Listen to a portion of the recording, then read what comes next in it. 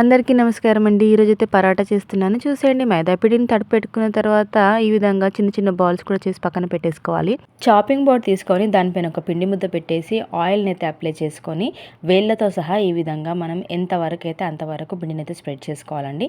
తర్వాత చపాతీ కర్ర కూడా తీసుకొని ఈ విధంగా బెలాయించుకోవాలి. ఇప్పుడైతే ఒక నైఫ్ సహాయంతో వీడియోలో చూపిస్తున్న విధంగా స్ట్రిప్స్ మాదిరిగా ఈ విధంగా నెమ్మదిగా కట్ చేసుకోవాలండి.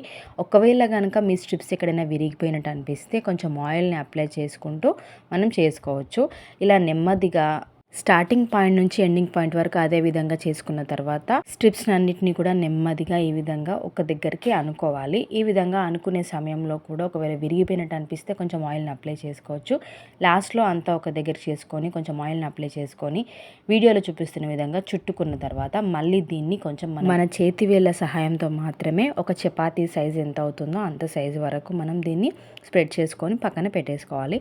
ఇప్పుడైతే స్టవ్ ఆన్ చేసుకొని పెనం పెట్టుకున్న తర్వాత దానిపైన కొంచెం ఆయిల్ని వేసుకొని అది హీట్ ఎక్కిన తర్వాత చేసి పెట్టుకున్నటువంటి పరాటాని దానిపైన వేసుకొని రెండు వైపులా కూడా మనం దోశని ఏ విధంగా అయితే కాల్చుకుంటామో ఆయిల్ వేసుకుంటూ అదే విధంగా మనం ఈ పరాటాస్ని కాల్చుకోవాలండి. ఇంకొక విషయం ఇక్కడ గుర్తుపెట్టుకోవాల్సింది ఏంటంటే ఫ్లేమ్ని మాత్రం మీడియం ఫ్లేమ్లో ఉంచి కాల్చుకుంటేనే పర్ఫెక్ట్గా పరాటాస్ అనేవి కుక్ అవుతాయి. చూడండి ఎంత బాగా రెడీ అయ్యాయో. పూరి పాప అయితే ఎంతో ఎగ్జైట్మెంట్తో ఎదురు చూస్తుందండి పరాటా కోసం. ఎందుకంటే తనే అడిగింది ఈరోజు చేసి పెట్టమని చెప్పేసి. తనకైతే నేను ఎగ్ కర్రీతో చేసి ఇచ్చేసాను. సూపర్గా ఉందమ్మని చెప్పేసి కాంప్లిమెంట్ కూడా ఇచ్చేసిందండి. Thank you so much for watching our videos.